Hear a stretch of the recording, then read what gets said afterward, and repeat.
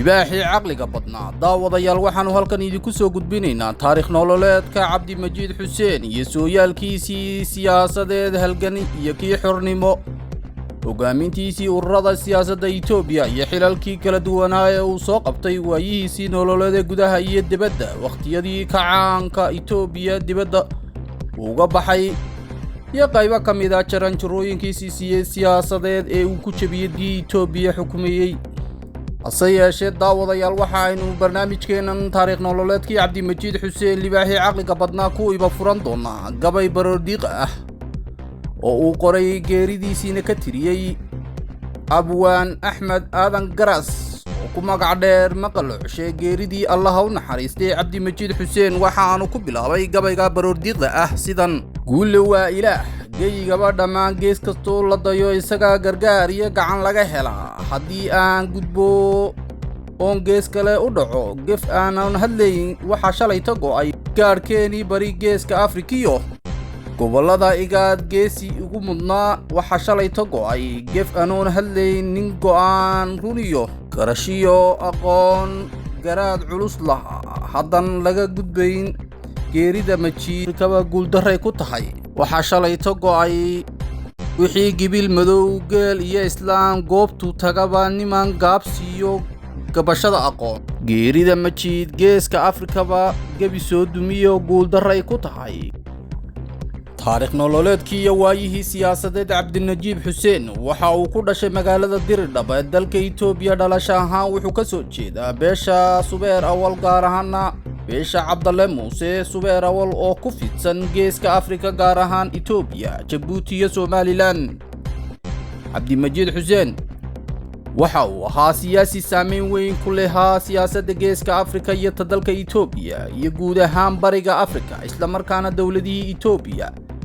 wax ku soo qabtay xilal kala duwan kuwaas oo ay ka mid ahaayeen wasiirkii dhaqaalaha iyo xiriirka caalamiga ah ee Itoobiya sidoo kale waxa uu mar ahaa wasiirkii gaadiidka cirka iyo dhulka ee Itoobiya isagoo markii dambana ahaa qunsulkii dawladda Itoobiya u fadhiyay qaramada midoobay allaha u naxariistay marxuun cabdimajiid xuseen waxa uu ku dhashay 1943 magaalada dirdhab ee Itoobiya waxaana waxbarashadiisii ilaa jaamacadda ku qaatay Itoobiya isagoo oo markii uu waxbarashada dugsiga aasaaska ah dhamaystay uu galay jaamacadda Addis Ababa University ee dalka Itoobiya waxa kale oo waxbarasho jaamacadeed u tagay dalka Ingiriiska haddaba taariikh nololeedkii iyo waayihii waxbarasho siyaasadeed ee uu maray marxuun cabdimajiid xuseen iyo waliba shakhsiyaadkiisii qof ahaaneed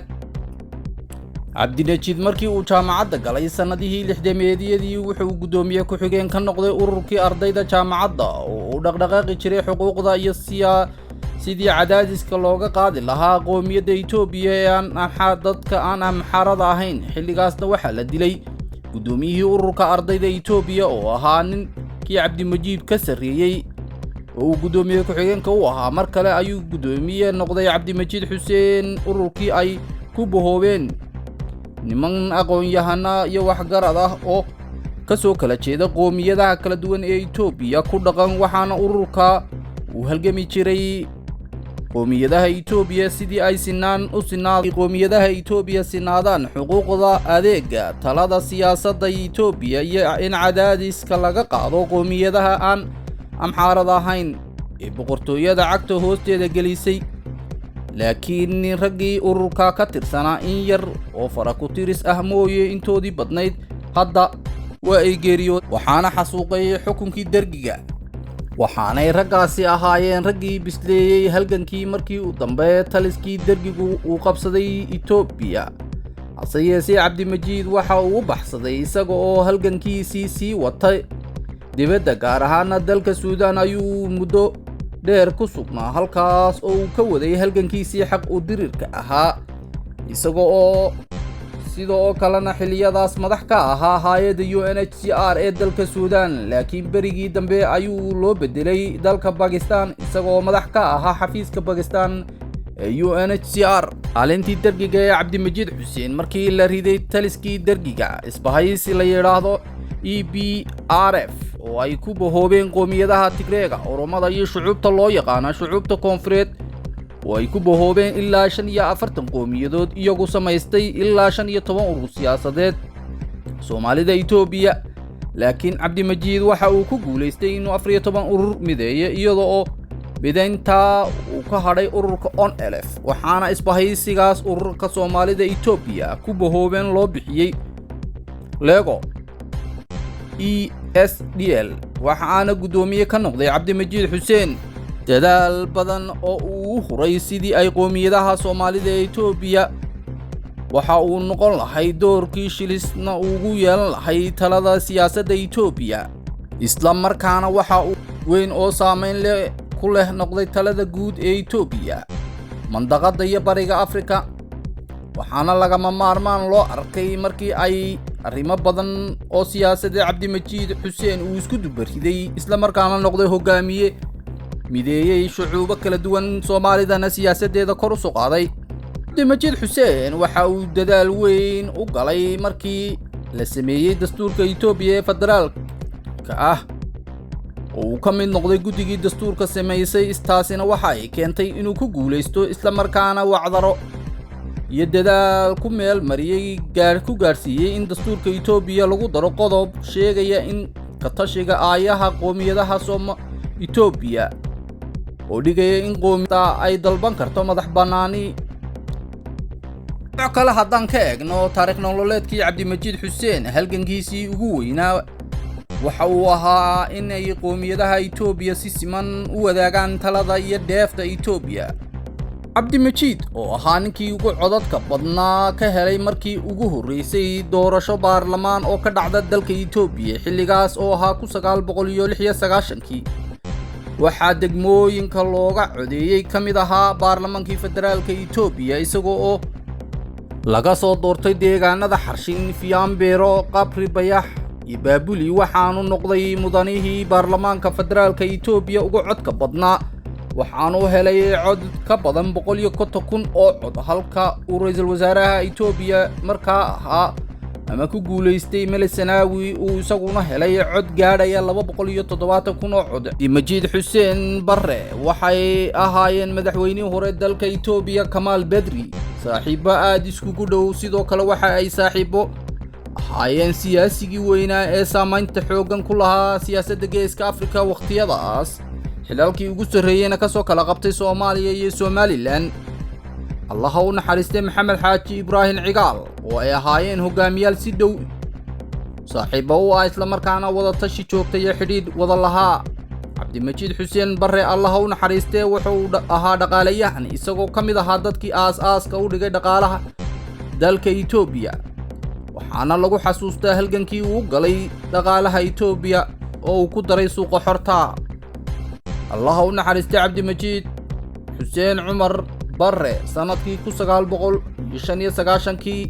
waxa uu noqday hogaamiyihii xisbiga dimuqraadiga Itoobiya taariikhda Cabdi Majiid Xuseen goobaha caanka ah loogu magac daray oo ku yaala maamulada gudaha Itoobiya waxa kamid ah kuuliyadda waxbarashada tacliinta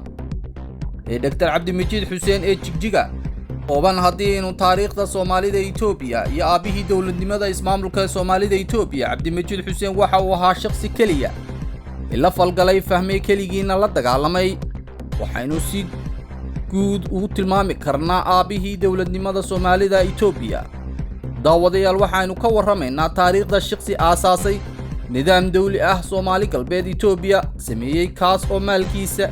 waqtigiisa naftiisa u huray yagleelay dawladnimo ismaamul Soomaalida Itoobiya qayb saameyn ku yeelatay dalweynaha kulmiyay qowmiyadaha kala duwan ee kala diimaha ah kala afka ah Allah u naxariistay Cabdi Majiid Xuseen waxa uu ahaa shakhsiyaadka farakutiriska ah ee ku xardhan taariikhda Itoobiya sidoo kalena waxa uu ahaa shakhsiyaadka dhif iyo naadirka ay tahay in laga helo Soomaalida shakhsi Cabdi Majiid oo kala waxa uu ahaa shakhsi aan dibadda Soomaalida Itoobiya lagu arag dabadii mid lamida Ambassador Cabdi Majiid Xuseen waxa uu dastuurka federaalka Itoobiya ku daray qodobo kala duwan oo ka hadlaya gooni isku taagga qowmiyadaha Itoobiya kaas oo ah qodobka 39aad ee dalka Itoobiya nasiib darro dawladihii soo maray maamulka Soomaalida Itoobiya cabdimajiid umay sameyn wax maamuus ah sidoo kalena laguma darin manaahiijta waxbarashada dowlad deegaanka Soomaalida Itoobiya iyo nidaamyada kale ee Soomaalida maadaama uu ahaa halgamaa Soomaaliyeed inkastoo magaciisa lagu qoray kuuliyada iyo goobo aan badnayn hase yeeshee waxa uu u qalmeeyay ma aha intaas oo kaliya waxa mudan in si weyn loogu muuneeyo magaciisa isla markaana loo bixiyo goobaha halbowlaha ah iyo heerarka waxbarashada arrintan waxa ka dhalanaysa su'aal oranaysa marka aynu aqoonso weyno maamuusi weyno ixtiraami weyno halyeeyadeena halgamaaga cabdimajiid oo kala ahaa sidee ayay Soomaali u noqon kartaa uma taariikh leh 97 ayaa xafiiskii wasiirka gaadiidka cirka Itoobiya isaga oo cabdimajiid xuseen ay kooxo islaamiyiin ahi ku dhufteen 6 xabadood dhaawacii cabdimajiid xuseen ayaa loo qaaday dalka Israa'iil halkaas oo lagu soo duwayay oo kale waxa uu dhexdhexaadin ka galay waqtiyo kala duwan si isku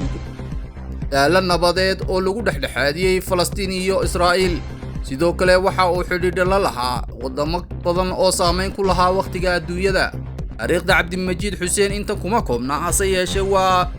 diiwaan iyo dhacdooyin aad u badan waxaanaynu ku qaadan doonaa barnaamijyo kale haddii ay beedmo ku mahadsan tahay inaad ka mid tahay daawadayaasha Xogreeb TV kamid noqo kumanaanka qof ee ku taxan Facebook-geena Xogreeb follow soo dheh oo nagu soo biir sidoo kalena ha ilaawin share iyo comment kuwa noo mihin daawade waad ku mahadsan tahay sida aad noogu xidhan tahay